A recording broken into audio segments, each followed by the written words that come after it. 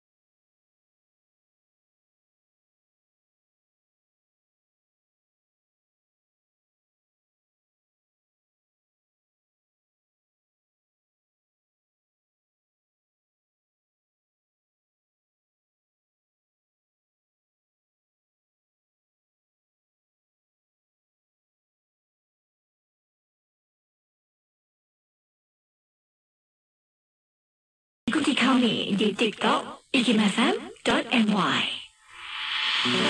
Terangi malam anda dengan suara inspirasi bersama Ahmad Nazri Muhammad Yusof. Syukran jazilan, thank you, terima kasih bagi anda yang masih lagi sudi bersiaran bersama kami di saluran radio Institut Kefahaman Islam Malaysia, IKIM FM, inspirasi utama anda. Dan saudara, seperti mana yang dijanjikan, pada malam ini akan saya kenalikan sebuah rancangan bual bicara, iaitu tidak lain tidak bukan dari hati yang bersiaran setiap hari Isnin bermula pada pukul 9 malam. Untuk itu, kita bersama-sama dengan tetamu jemputan kita yang saban minggu akan berkongsi sedikit pengetahuan dan juga pandangan beliau mengenai topik yang bakal dibincangkan pada malam ini bagi rancangan dari hati, iaitu yang berbahagia Profesor Datuk Nur Aziah Muhammad Awal di BKL. Manakala bagi laporan penilaian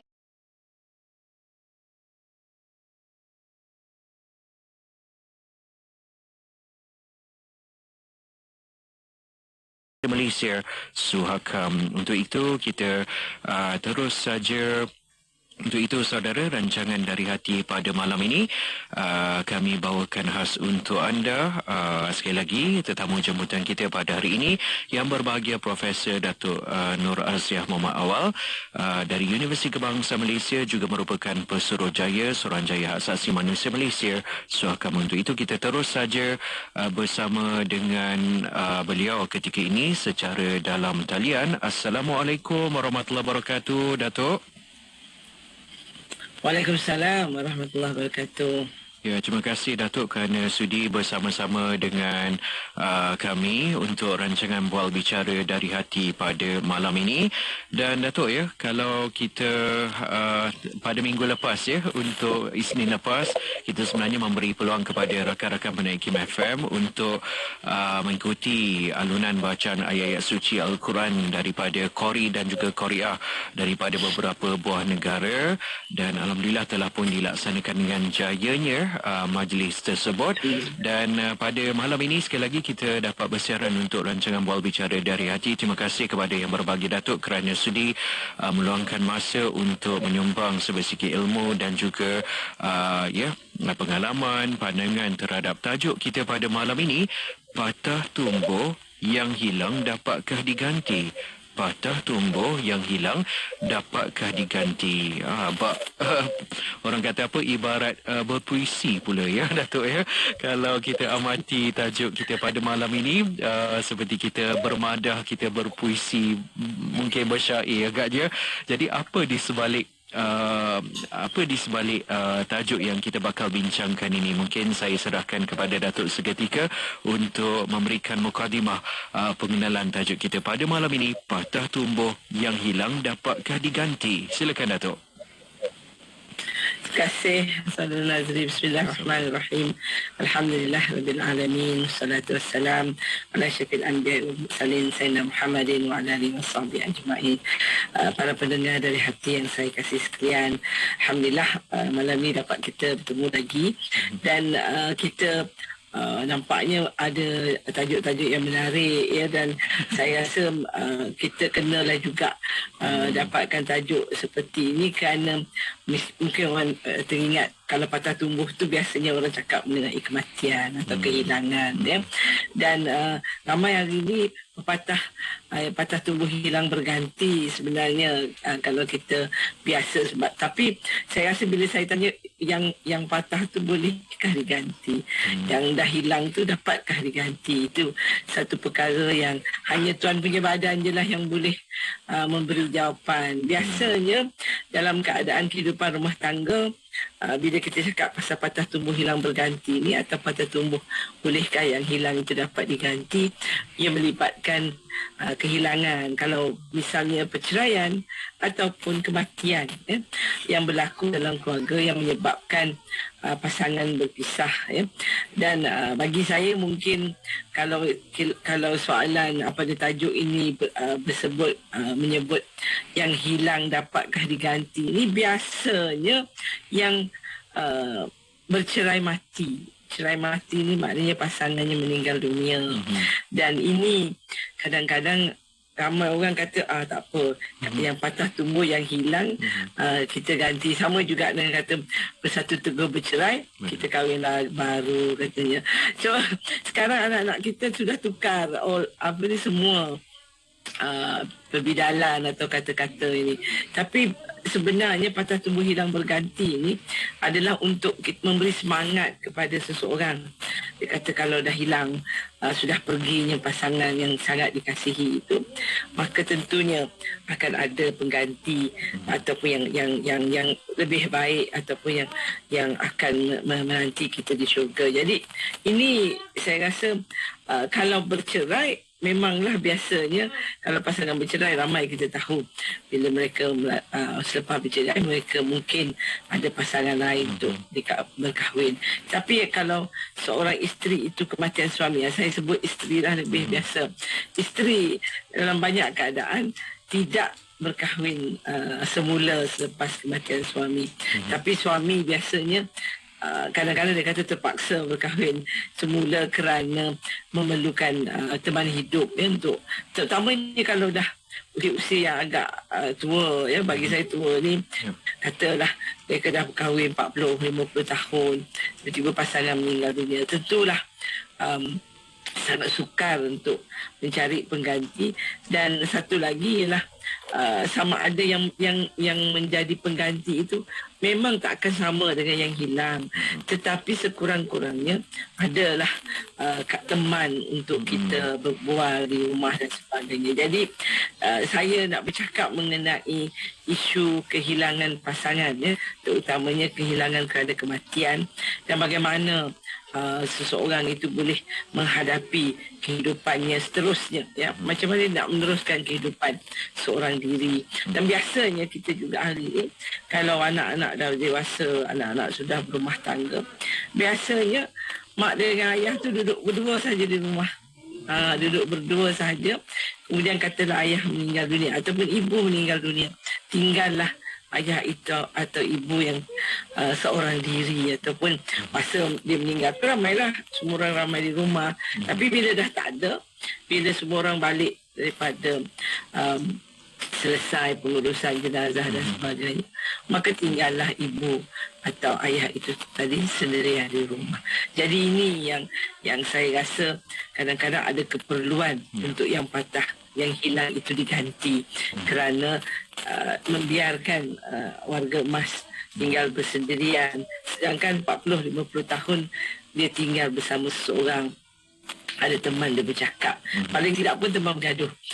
Jadi itu saya rasa perkara yang kita mungkin perlu ambil perhatian dalam kehidupan berkeluarga kita ni. Akhirnya terungkai juga, ya, maksud tersirat di sebalik tajuk perbincangan kita pada malam ini, patah tumbuh yang hilang dapatkah diganti. Dan apabila yang berbagi Datuk menyebut sebentar tadi, tajuk kita semakin hari semakin, orang kata apa, semakin hangat, dan juga ada berkait rapat dengan perkembangan semasa.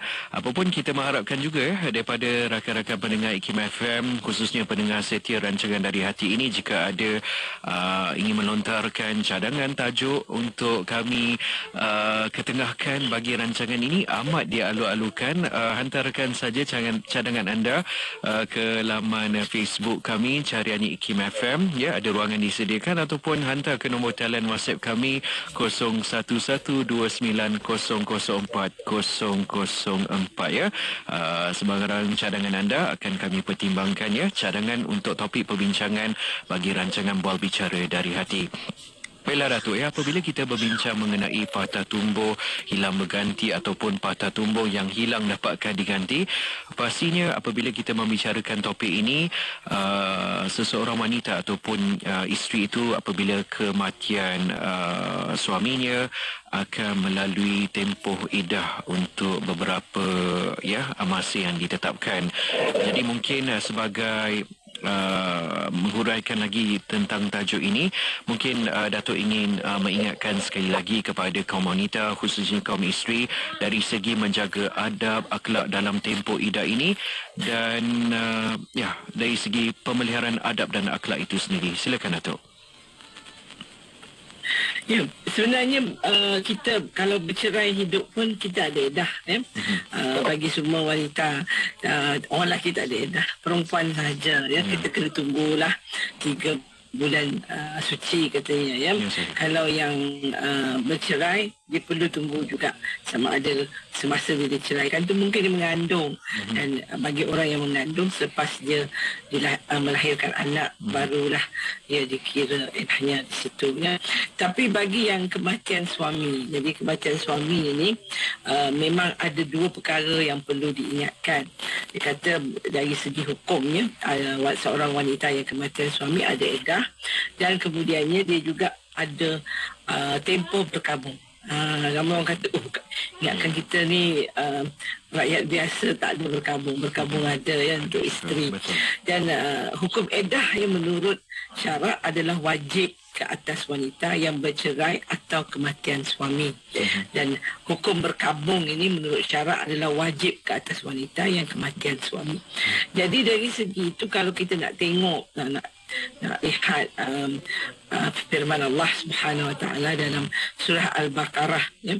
Dan isteri yang diceraikan itu hendaklah menunggu dengan menahan diri mereka dari berkahwin selama 3 kali suci dari haid, dan tidak halal bagi mereka menyembunyikan, tidak memberitahu tentang anak yang dijadikan oleh Allah dalam kandungan mereka, dan mereka beriman kepada Allah dan hari akhirat. Suami-suami yang mereka berhak mengambil kembali atau merujuk isteri-isteri yang di dalam masa iddah ini kalau bercerai hidup, dan hendaklah mereka berdamai. Dan isteri-isteri itu mempunyai hak yang sama seperti kewajipan yang ditanggung oleh mereka terhadap suami dengan cara yang sepatutnya, dan tidak dilarang oleh syarak dengan suami ini 1 darjat kelebihan daripada isteri. Dan ingatlah Allah Maha Berkuasa lagi Maha Bijaksana. Ini daripada surah Al-Baqarah. Dan bagi yang itu kalau diceraikan, dan itu memang banyaklah nas yang menyebut mengenai ini, termasuk daripada surah At-Talaq dan sebagainya. Maknanya 3 kali suci itu sangat penting. Nak pastikan bahawa semasa ia diceraikan, ditalak itu, isteri tidak mengandung. Kadang-kadang kalau di mahkamah hari ini, dia akan tanya bila nak pergi melafaz talak, dan dia berharap masa ketika itu isteri baru sudah habis haid dan belum juga bersama suami. Jadi kadang-kadang dia kena tanya, kalau dia tengah haid, tak boleh dia tidak digalakkan melafazkan talak ketika dia sedang dalam haid itu. Jadi dari segi iddah bagi yang wanita yang kematian suami, jadi dia bukan saja kena tunggu 3 bulan itu, dia perlu juga 3 bulan suci. Kalau manalah tahu semasa suami meninggal dunia, dia sudah pun hamil 1 bulan, 2 bulan, ya. Jadi iddahnya tidak dikira semasa dia hamil itu. Dan dari segi wanita yang sudah yang bercerai kerana kematian ini, dia ada satu lagi mengenai berkabung, ya. Terdapat beberapa dalil ataupun daripada nas Nabi, sabda Nabi SAW, tidak halal bagi perempuan yang beriman dengan Allah dan hari akhirat berkabung lebih daripada 3 hari, kecuali berkabung kerana kematian suaminya selama 4 bulan 10 hari.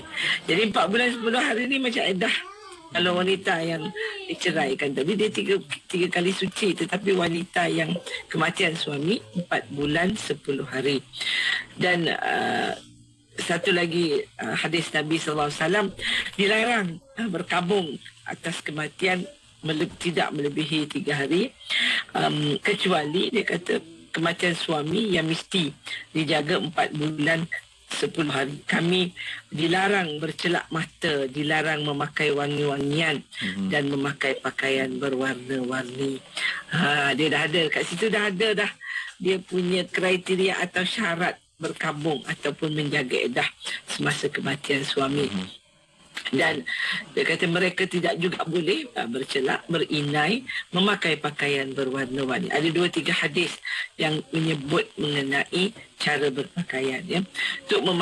Dan kenapa kita perlu beriddah 4 bulan 10 hari ini, dan juga berkabung. Kalau orang siapa-siapa pun meninggal, ayah, ibu, paling lama kita boleh bersedih tu 3 hari. Tetapi kalau suami, isteri memang kena 4 bulan 10 hari itu, dan dia tak bolehlah nak kelihatan memakai pakaian yang cerah-cerah, yang berwarna-warna, dan kemudiannya kalau hari ini memakai makeup, ya, wangi-wangian, dan sebaiknya dia duduk di rumah sehingga habis iddahnya. Tapi kebanyakan kita ni kerana ramai wanita bekerja, ya, kita ada tak pencen ataupun ada tak cuti kerana kematian suami. Biasanya diberi dalam 2 minggu gitu. Tapi nak tunggu 4 bulan tu, saya rasa amat sukar, ya, dalam keadaan kita sekarang hari ini. Jadi dari segi itu, kan dia boleh keluar rumah atas sebab keperluan ni dia boleh tetap boleh keluar rumah, tetapi perlu menjaga adab itu. Tidak boleh memakai wangi-wangian, tidak boleh memakai berwarna-warni, pakai makeup yang tebal-tebal dan sebagainya. Jadi yang itu yang perlu dijaga oleh wanita yang sedang dalam edah dan berkabung kerana kematian suami. Okey, itulah peri pentingnya ya dalam memelihara adab dan akhlak, khususnya bagi tidak kiralah si suami ataupun si isteri sekalipun, apabila bercerai ataupun kematian pasangan, adab dan akhlak ini perlu dipelihara sepanjang masa walau di mana jua berada ya. Dan Datuk kita akan berehat seketika dan kembali selepas ini, dan insya-Allah sekembali ini nanti kita akan berbicara lebih lanjut lagi tentang topik kita pada malam ini, patah tumbuh yang hilang dapatkah diganti. Teruskan kesetiaan anda bersama IKIM FM, inspirasi utama anda.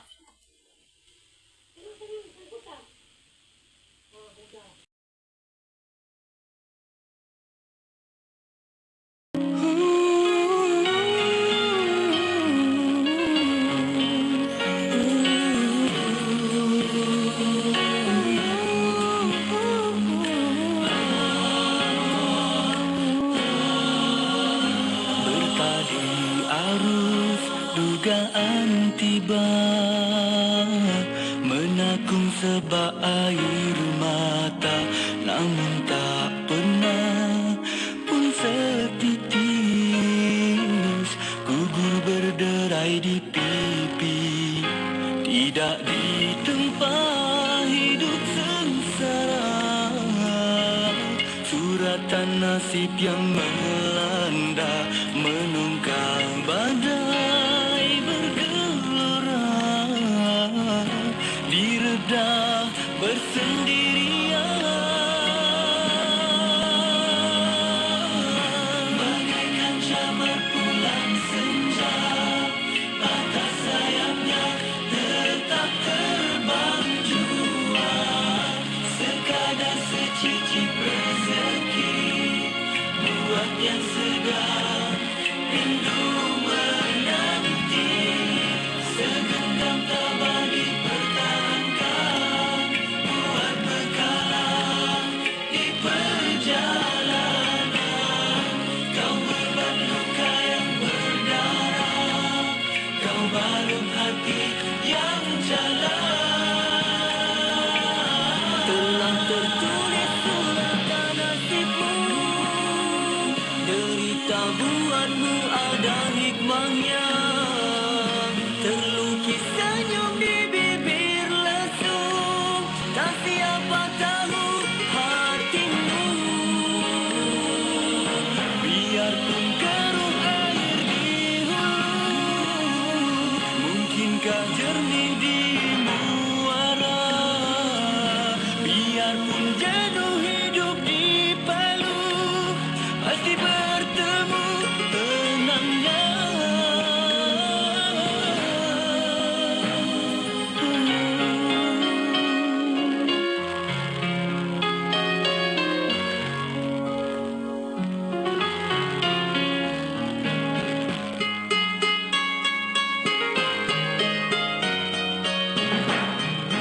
Tidak ditempa hidup sengsara, suratan nasib yang melanda menunggang badai bergelora, direda bersendirian. Bagaikan jamar pulang senja, patah sayapnya tetap terbang jua, sekadar secicip rezeki buat yang sedang rindu menanti.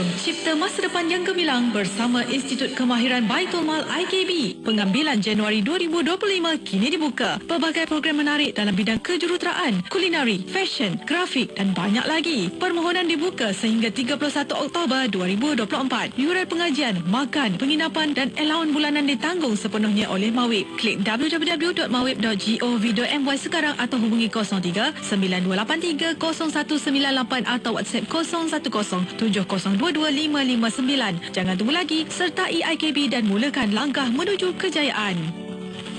Kami tak janjikan bulan dan bintang, tapi kami yakin dengan kuasa gelombang IKIM FM, jenama anda auto sampai ke hati pendengar. Inilah masanya untuk perkenalkan jenama anda. Biar kami promosikan produk dan perkhidmatan anda kepada lebih 1 juta pendengar setia IKIM FM. Jangan tunggu lagi. Hubungi unit pemasaran IKIM FM 017-323-5413 atau 03-6204-6384 ataupun di platform media sosial melalui carian IKIM FM atau layari www.ikimfm.my.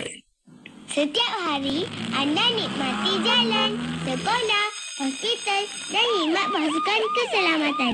Semua ini bermula dengan langkah kecil, lapor pendapatan dan bayar cukai. Sumbang kepada masa depan yang lebih makmur. Cukai anda, masa depan kita semua. Layari hasil.gov.my sekarang. Untuk Malaysia.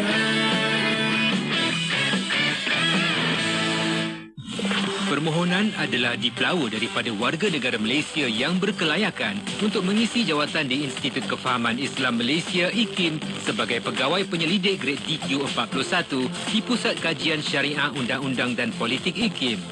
Jawatan adalah bertaraf tetap dengan tempoh percubaan 1 tahun sehingga maksimum 3 tahun tertakluk kepada prestasi dan syarat-syarat yang ditetapkan.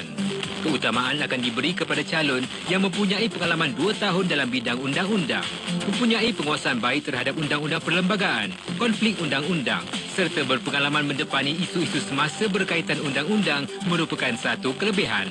Antara bidang tugas, mencadang dan melaksana projek penyelidikan dan menyelaras program, membuat kerja penyuntingan, pembentangan kertas kerja dan artikel akhbar. Calon-calon yang berminat boleh mengemukakan permohonan anda ke unit modal insan IKIM sebelum atau pada 25 Oktober 2024. Untuk maklumat lanjut, layari www.ikim.gov.my. Selamat datang ke penerbangan Inspirasi IKIM. Bersama pesawat IKIM 1992R, kami dengan bangga membawa anda ke destinasi pengetahuan dan inspirasi. Temui dunia baru melalui buku-buku IKIM yang memberi inspirasi dan informasi. Dapatkan koleksi terbaik kami di ikimniaga.my atau aplikasi Shopee Cari IKIM Jarak Niaga. Terima kasih kerana memilih untuk terbang bersama kami ke dunia pengetahuan dan inspirasi yang penuh makna.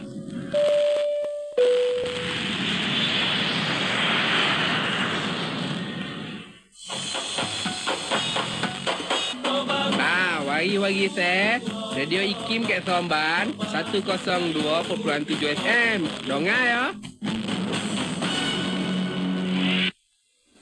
Terima kasih sekali lagi bagi anda yang masih lagi sudi bersiaran bersama kami di Radio Institut Kefahaman Islam Malaysia IKIM FM, dan sekali lagi kami maklum-alukan untuk anda ya saudara untuk turut serta dalam sesi soal jawab bersama dengan tetamu jemputan kita yang berbahagia Profesor Datuk Nur Azhar Muhammad Awal mengenai tajuk kita pada malam ini, patah tumbuh yang hilang dapatkah diganti.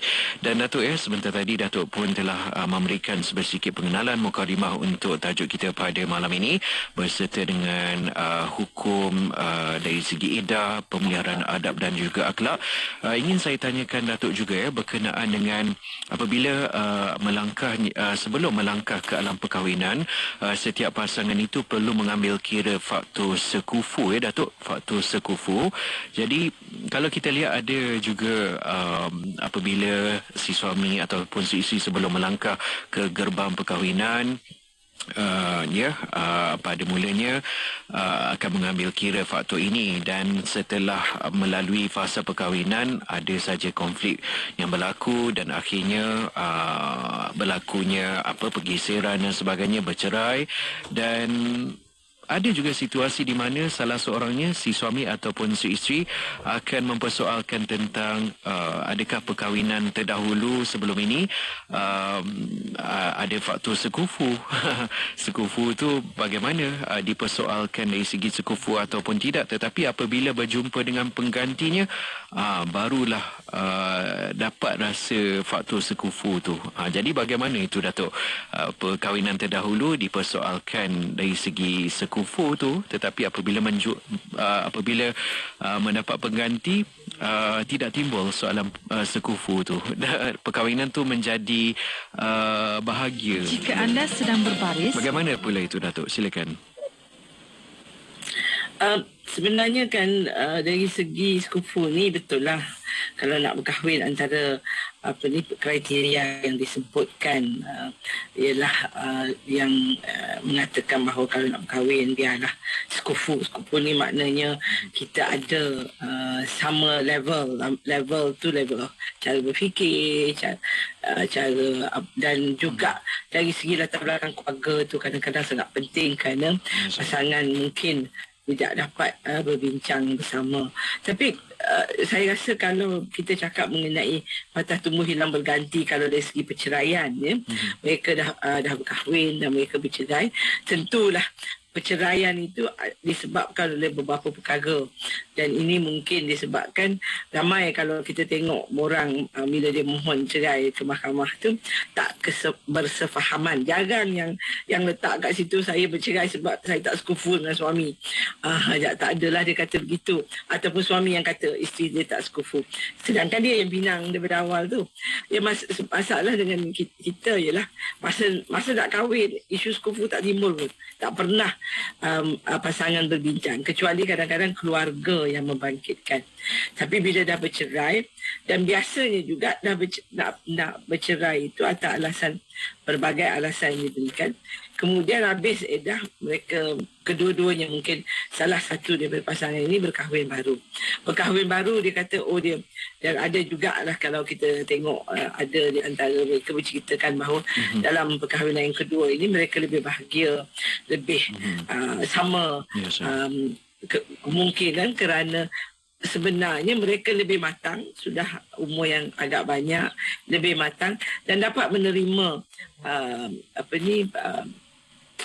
seseorang itu seadanya. Jadi sebenarnya isu sekufu ni kalau tengok zaman ni lah sangat jarang dibangkitkan, ya. Tetapi kita saya selalu sebut nak kahwin biarlah sekufu, sebab ia akan menjadi salah satu sebab perceraian. Saya ada beberapa kes yang mana pasangan masa nak kahwin tu kita dah nasihat. Kita kata mungkin fikirlah dahulu sebelum nak meneruskan perkahwinan. Terutamanya jika status isteri itu dari segi keluarganya, latar belakangnya lebih tinggi daripada keluarga dan kedudukan pendapatan dan sebagainya suami. Jadi itu boleh menjejas nanti, sebab akan dipersoalkan seperti sama ada suami ada bagi nafkah ke tidak, dia lebih kecil dan sebagainya. Tetapi ada juga kes di mana, ni saya bagi satu contoh, pasangan ini yang saya tahu bercinta masa belajar lagi, masa di luar negara bercinta separuh nyawa, balik saja habis ijazah mereka berkahwin dan mereka dikurniakan Allah dengan, kalau tak silap saya, 5 orang anak. Dan selepas saya ingat hampir 20 tahun ya, mereka berkahwin, 20-25 tahun gitu, mereka bercerai kerana mereka sudah tak boleh, tidak bersefahaman. Suami ada perangai-perangai tertentu yang sejak daripada kahwin, daripada awal. Isteri yang selalu berdoa, dia kata saya tak menerima awak seadanya dan saya berdoa awak akan berubah. Tetapi akhirnya pasangan ini tidak dapat meneruskan kehidupan rumah tangga. dia pun bercerai. Bila dia bercerai, suami terus berkahwin dengan seorang, sebab orang lelaki tak ada edah, dia boleh kahwin terus ya. Habis dia kiranya keluar sijil nikah sebab dia kena tunggu edah isteri dan mereka tidak rujuk dalam masa perceraian itu. Dan bila dah keluar sijil cerai, barulah suami terus berkahwin. Isteri tak terus berkahwin. Dia meneruskan kehidupannya, terus jaga anak-anak. Kedua-duanya bekerja. Jadi dia dapat meneruskan kehidupan. Akhirnya saya tak ingat berapa tahun selepas mereka bercerai itu, isteri itu berkahwin baru dengan seorang laki-laki yang juga sudah bercerai dengan isterinya. Dan kedua-duanya melalui proses cerai, suami pun ada anak, dia pun ada anak. Mereka berkahwin dan mereka sangat bahagia kerana pada usia yang agak dewasa dan mereka dah tahu apa orang kata asam garam kehidupan rumah tangga itu. Mereka sangat bahagia melalui kehidupan yang amat berkasih sayang. Bagi saya yang itu yang kita rasa macam yang patah tumbuh, yang hilang tetap diganti dan yang diganti itu dengan yang lebih baik. Tapi saya juga merasakan bagi pasangan yang kematian suami kata dia dah kahwin, kebanyakan kita, saya ingat ayah saya meninggal dunia selepas hampir 55 tahun 60 tahun bersama mak saya, dan barulah ayah meninggal dunia. Dan saya rasa bagi seorang wanita pada usia tersebut kehilangan suami, terutamanya saya bagi contoh, kalau dia tak bekerja dan dia bergantung hidup dan sangat rapat dengan suami. Saya melihat ibu saya yang agak lost, kehilangan dia, yang itu yang saya rasakan, bolehkah dia mencari ganti. Mak saya tak mencari ganti pun. Ayah saya sudah meninggal dunia 24 tahun. Dan bagi dia, kehidupan dia yang dulu, dia perlu mencuba sendiri bagaimana dia nak hidup seorang diri. Dan dia nak duduk seorang dan dia nak melalui proses itu. Kita kata tak apa, kita setiap minggu balik dan tengokkan. Tapi itulah bagi saya, kalau dia kehilangan suami kerana suami itu meninggal dunia, selepas mereka hidup dengan kasih sayang, aman damai, ada anak, cucu dan cicit dan itu satu kehilangan yang bagi saya amat sukar diganti. Bagi orang perempuan sangat sukar dia nak mencari pengganti suami itu, kerana suami itu perfect, almost perfect dalam keadaan sedemikian. Jarang seorang isteri lepas dia berkahwin berpuluh tahun itu dan ada anak, dia akan berkahwin. Tetapi dia saya juga ada rakan-rakan saya yang laki-laki yang kematian isteri pada usia, mereka pun juga dah berkahwin 40 tahun begitu. Tetapi bagi suami, kesunyian itu ialah kesunyian tak ada orang yang nak mengurus kehidupan. Yang itu saya rasa menyebabkan dia masih perlu untuk mencari pengganti. Walaupun pengganti itu tak sama dengan yang hilang, tak sama dengan isteri yang dia sangat sayangi selama 50 tahun. Tetapi dia perlukan seorang pengganti itu kerana anak tak ada kat rumah, siapa nak urus dia. Dan kadang-kadang anak-anak perlu berkorban. Kalau dia duduk sebelah menyebelah dengan ayah, dengan mak itu tadi, ataupun sekampung, mungkin dia boleh pergi melihat dan sebagainya. Tetapi bila duduk berjauhan, anak kat KL, dia dekat Melaka, kat Johor, dan macam mana, mungkin kadang-kadang tanya kepada jiran tetangga, tak tolong tengokkan ayah dan sebagainya. Tapi ibu tak. Ibu saya rasa biasanya dia kata tak apa, dia boleh hidup sendiri, dia uruskan diri. Tapi anak rasa lebih bimbang bahawa ibu seorangan di rumah. Dan saya dapati ini juga kadang-kadang ibu tu dibawa oleh anak-anak tinggal bersamanya, walaupun dia tak selesa. Ini juga menjadi masalah bagi warga emas yang kehilangan pasangan. Dia tak selesa duduk rumah anak, tak selesa duduk rumah menantu dan sebagainya. Tetapi oleh kerana isu keselamatan, isu-isu lain, maka anak kadang-kadang terpaksa bawa mak dan ayah atau mak atau ayah yang tinggal berseorang itu ke tempat mereka supaya dia tidak merasa sunyi. Dan sunyi ini, kesunyian ini adalah satu masalah dan ia boleh menyebabkan seseorang menjadi depres, menjadi murung dan akhirnya mengalami masalah mental. Masalah mental ni bukanlah sampai gila. Dia mungkin jadi cepat pelupa, cepat merasa sedih dan sebagainya. Dan akhirnya bila jiwa dia tak tenang, dia sedih, dia juga akan jatuh sakit. Jadi ini saya rasa ada perbezaan. Kalau isu kufu ni tadi, mereka yang dah berkahwin dan mati bercerai itu jarang sekali mencari ganti. Laki-laki pun ada yang saya tahu tidak berkahwin semula selepas kematian isteri, kerana dia kata tak akan boleh nak diganti. Isteri pula kita tahu ramai yang kata kalau kahwin baru selepas kematian suami, nanti kita tak dapat jadi bidadari suami yang meninggal itu di syurga. Dan nak jadi bidadari syurga ini ialah isteri yang suaminya meninggal dunia, dan masa ketika suaminya meninggal dunia itu suami sangat redakan dia, sangat menyayangi dia dan sangat kerana dia seorang isteri yang baik, yang taat, dan itulah akan menjadi ketua bidadari dia di syurga nanti. Tetapi kalau isteri itu tak berkahwin baru dan dia mungkin boleh menjadi bidadari syurga kepada suaminya yang pertama ataupun suami yang kedua, sebab bagi dia ialah dia perlu meneruskan kehidupan, kerana kita semua manusia dan kalau sebagai manusia kita juga akan melalui proses kesunyian. Tetapi ada orang dia boleh melalui dengan menggantikan walaupun dah 30-40 tahun.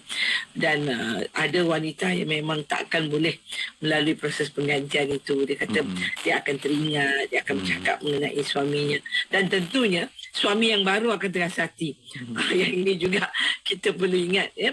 Tetapi sebagai isteri, yang menjadi isteri kepada seorang duda, seorang suami yang kehilangan isteri yang dia sangat kasih, seorang wanita itu perlu reda dulu, perlu ikhlas bahawa saya ini menjadi orang bukan hidup cemburu kepada bayang-bayang. Jangan cemburu kepada orang yang sudah meninggal dunia. Dia itu masa lepas suami itu. Dan bagi saya, suami juga perlu menjaga hati. Saya ada satu kes dia berterus terang, dia kata dengan isteri dia, saya takkan dapat dan melupakan isteri yang saya sayangi sangat dan telah meninggal dunia. Saya tak jangka saya akan dapat seseorang menggantikan tempat dia. Takkan sama dan takkan sungguh. Tetapi saya bersedia menerima awak sebagai isteri untuk meneruskan kehidupan dan kita membuka lembaran baru. Dan itu kalau anak-anak semua memberi sokongan, pasangan ini dapat meneruskan perkahwinan itu dengan amat bahagia juga. Walaupun isteri pertama itu sudah meninggal dunia dan telah dikahwini dan hidup bersama lebih daripada 40-50 tahun. Jadi saya rasa itu bergantung kepada individu itu, dan pada pandangan saya lah, kebanyakan wanita jarang akan mencari pengganti, tetapi lelaki kadang-kadang pada asasnya kerana ada keperluan. Keperluan itulah yang menyebabkan seorang lelaki akan mencari pengganti isteri yang telah meninggal dunia itu. Tapi biasanya Datuk yang pertama itu yang sukar untuk dilupakannya, memori indah ataupun memori pahit sekalipun, cinta yang pertama itu sukar untuk dilupakan. Dan jika diamati apa yang telah disampaikan oleh yang berbahagia Datuk sebentar tadi, kalau kita amati juga baik-baik lirik lagu ini, di mana kan ku cari ganti serupa denganmu, tak sanggup ku berpisah dan perhati patah hidup gelisah. Datuk pun dah tersenyum simpul tu, boleh agak baik lirik lagu ataupun petikan lirik lagu ini. Dan Datuk apabila kita berbicara tentang topik kita pada malam ini, patah tumbuh yang hilang dapatkah diganti? Setiap individu itu termasuk si suami dan si isteri berhak memiliki sebarang hak dalam meneruskan lagi kehidupan. Jadi mungkin pada kesempatan ini Datuk dapat menggariskan beberapa hak yang perlu diambil kira oleh si suami ataupun isteri-isteri itu apabila dia berhadapan dengan situasi perceraian maupun kematian pasangan tersebut. Ada kalanya kalau kita lihat zaman kini, ada juga yang tidak mengambil cakna tentang hak-hak ini. Ada yang kata tak buang masa sajalah untuk turun naik mahkamah untuk memenuhi hak si isteri ataupun si suami itu. Jadi pada malam ini mungkin Datuk dapat memberikan penjelasan yang lebih terperinci lagi mengenai pentingnya hak pasangan selepas perceraian ataupun kematian orang yang dikasihi. Silakan Datuk. Dia kalau pasangan bercerai, tentunya bila lepas bercerai itu, isteri tentu boleh menuntut nafkah edah 3 bulan tu dia boleh dapat nafkah edah dari suami. Yang kedua, dia juga berhak menuntut harta pencarian. Jadi kedua-dua pihak boleh tuntut. Isteri boleh tuntut, suami pun boleh tuntut jika ada keperluannya.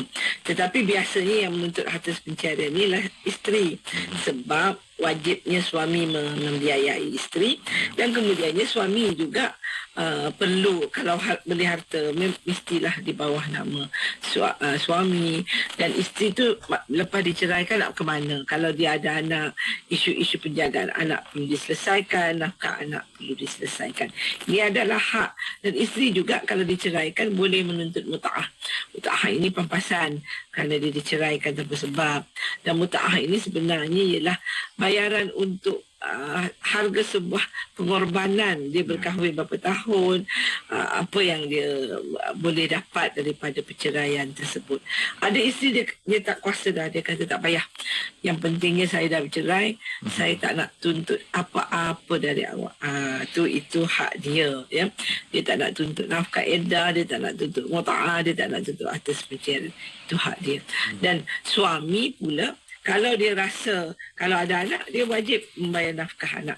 Sebab kalau, dan nafkah edah itu sebenarnya wajib. Isteri tak minta pun, isteri tak nak pun, bagi je lah berapa yang kita mampu untuk 3 bulan itu, kerana itu adalah wajib suami. Nah, kalau meninggal, suami meninggal dunia atau isteri meninggal dunia, saya nak ingatkan semua pasangan kita ni masih hidup, kita tidak menguruskan harta. Kalau kedua-dua pasangan ini ada harta, meninggal, kata kita ambil contoh meninggal suami. Kalau meninggal suami, isteri tadi perlulah 4 bulan 10 hari dah nak berkabung, tak boleh keluar rumah, banyak isu dia tak boleh buat.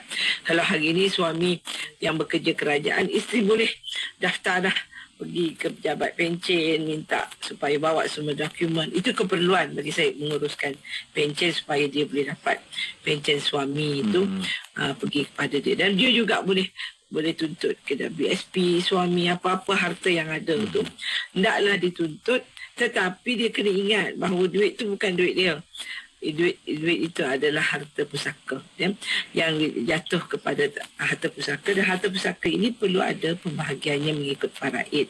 Kalau suami tak pernah sebut pun dia nak bagi apa kepada siapa, kata rumah perkahwinan tu atas nama suami, perlulah diambil kuasa, pergilah mendapatkan surat takbir pusaka isteri dengan mungkin anak sulung ke, dengan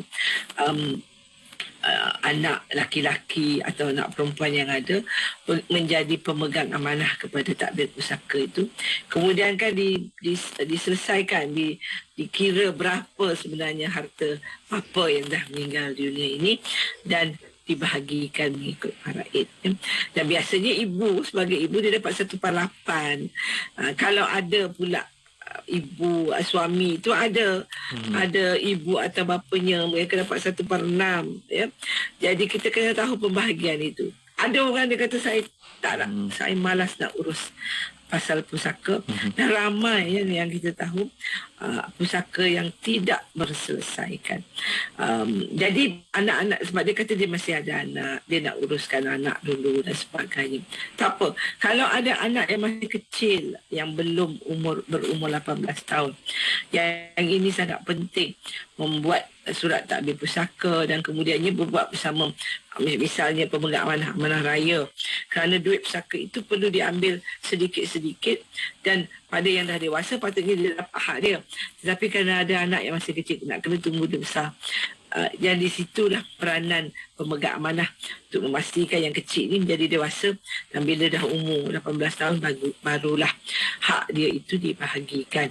Jadi itu perlu diuruskan, kewajipan kalau suami meninggal. Kalau isteri pun meninggal, dia ada harta, mungkin dia ada pencen tu suami boleh tuntut lah. Tetapi kalau pencen dia masih ada anak kecil, pencen itu dituntut untuk kepentingan anak-anak, boleh dia ambil untuk sehingga anak berumur 21 tahun. Itu yang kita tahu peruntukannya sekarang. Tetapi sama juga kalau dia dah mungkin suami beli rumah perkahwinan, isteri beli sebuah rumah lagi atas nama dia kerana dia juga ada gaji, dan dia kemudiannya meletakkan disewakan rumah itu, dan bila dia meninggal dunia kena ambil, tak ambil pusaka, kena uruskan harta isteri itu nak bagi kepada siapa, nak uruskan bagaimana, mestilah dibuat secara yang benar. Kerana kalau harta pusaka ini tidak diselesaikan, kesian si mati duduk di bawah tu di dalam kubur, anak masih tidak selesaikan harta dia mengalami azab yang bagi kita, sebab kita dah tahu Rasulullah kata hai orang yang beriman ni, hendaklah kita menyelesaikan pusaka kita sebelum kita mati. Sebenarnya sebaik-baiknya ialah kita dah siap-siap dah bagi.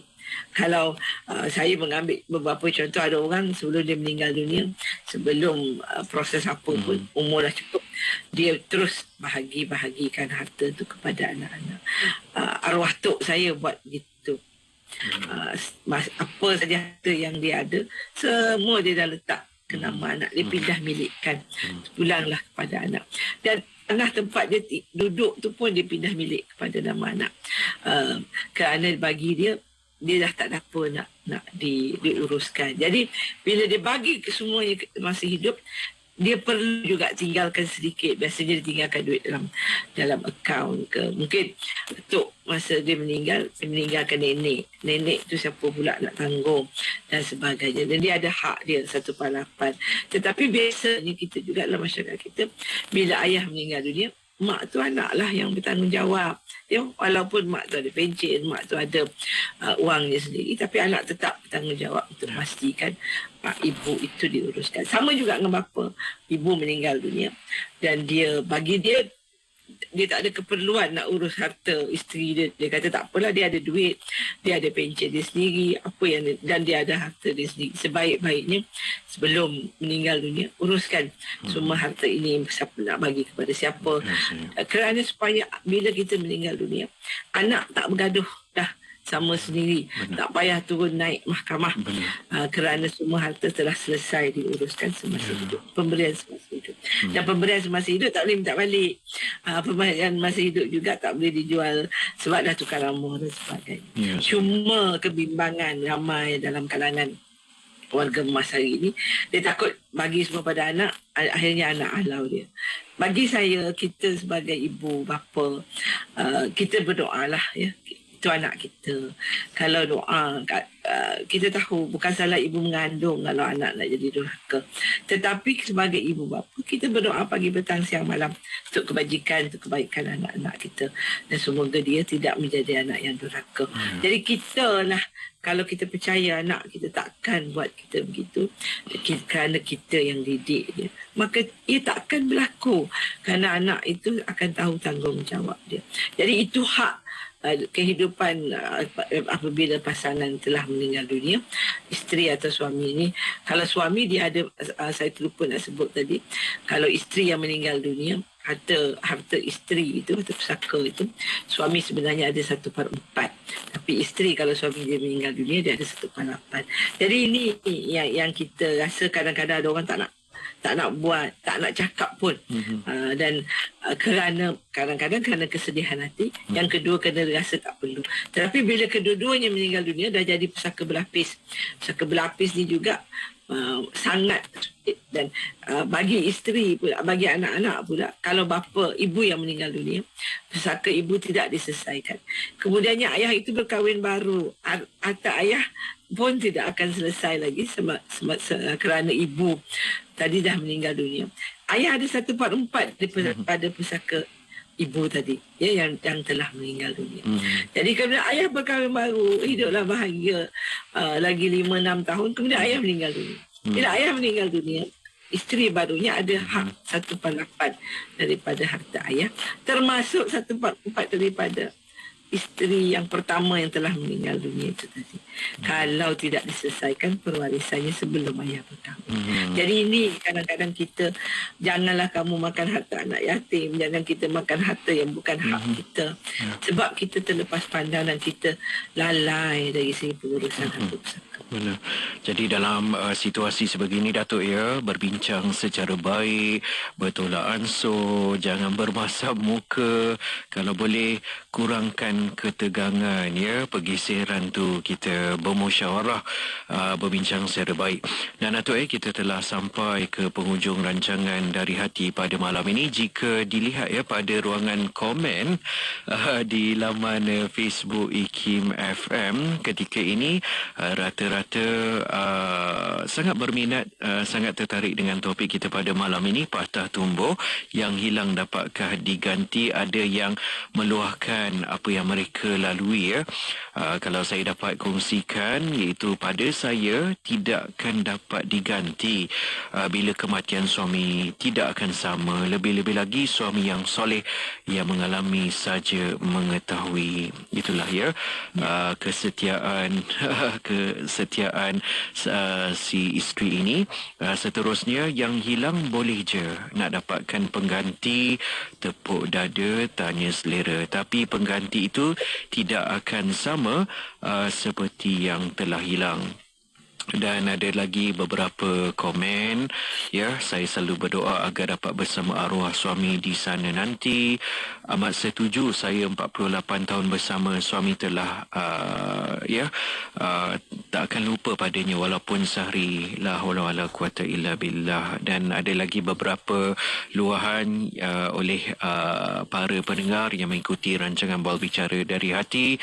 Mungkin sebagai kesimpulan Datuk, ataupun komen balas Datuk terhadap apa yang diluahkan oleh rakan-rakan pendengar IKIM FM kita di laman Facebook IKIM FM. Silakan Datuk.